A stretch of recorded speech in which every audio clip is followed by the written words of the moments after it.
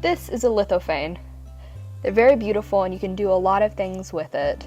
And almost every single 3D printer can make one.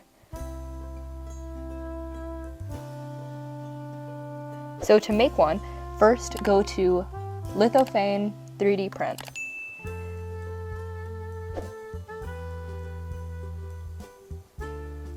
One of the first ones that you'll see is called a Lithophane maker. Go to it and then go to Heart Lithophane maker. So for this, go to choose a file and you can choose any file you want. It doesn't matter how detailed it is, you can still choose it. So I'm going to do a picture of my dog because I don't want to do a picture of my family. Not this time. So when you go to view Lithophane, it'll be extremely fuzzy. So go and lower, make sure that the resolution is higher by putting 1.5 or lower. It might take a few minutes. I don't know if it's because of my internet or if it's just the website. It takes a few seconds usually. But go to Create Lithophane and the image will begin downloading. Next, put it into Cura.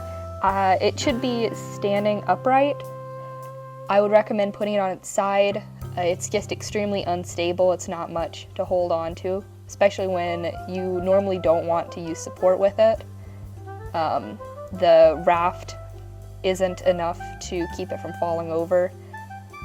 I've tried it like 4 or 5 times and every time it's unstable unless you tip it on its side. Make sure your quality is at 0.12 millimeter or any higher quality that your printer can have.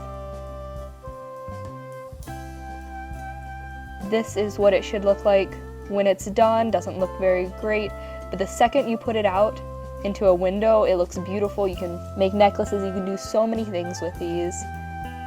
Here are some recommendations for what you can do to make it even more beautiful.